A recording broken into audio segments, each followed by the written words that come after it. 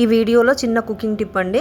జనరల్గా జీరా రైస్ చేసినా, కొత్తిమీర రైస్ చేసినా కొత్తిమీర అనేది కామన్గా యాడ్ చేస్తాం కదా. అలాంటప్పుడు ఓన్లీ ప్లెయిన్గా కాకుండా ఇలా స్ప్రౌట్స్ ఉంటే స్ప్రౌట్స్, ఏవైనా ఇలాగా గింజలు ఉంటే యాడ్ చేయడం వల్ల హెల్త్కి హెల్త్, టేస్ట్కి టేస్ట్ కూడా.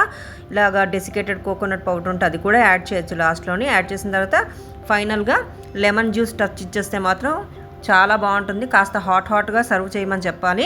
చక్కగా టేస్ట్ ఉంటుంది, హెల్త్కి హెల్త్ కూడా అనమాట. హెల్త్ బెనిఫిట్స్ కూడా బాగుంటాయి. దాంతోపాటు ఇలా పొటాటో ఫ్రై కాంబినేషన్ కూడా చాలా బాగుంటుంది. అలాగే పొటాటో ఫ్రై మిగిలిపోయినప్పుడు ఈవినింగ్ స్నాక్స్ కింద ఇలాగా పొటాటో పట్టీస్, ఆలూ పట్టీస్ కింద చేసి పెట్టేయచ్చు అనమాట.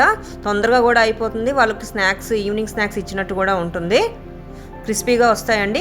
కాకపోతే ఈ పట్టీ తాలూకా ముద్ద మనం కలిపినప్పుడు కోల్డ్ వాటర్తో కలపడం వల్ల లేయర్స్గా వస్తాయి, బాగా వస్తాయి అనమాట. పఫ్ పేస్ట్రీ లాగా ఆల్మోస్ట్ సమోసా టేస్టే వస్తుంది. ఇవి ఇలా చేసేయచ్చు అనమాట ఈజీగాను.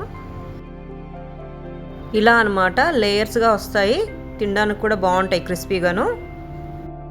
ఆలూ పట్టీస్ ఇలా ఎయిర్ ఫ్రైయర్లో కూడా ఫ్రై చేయొచ్చు.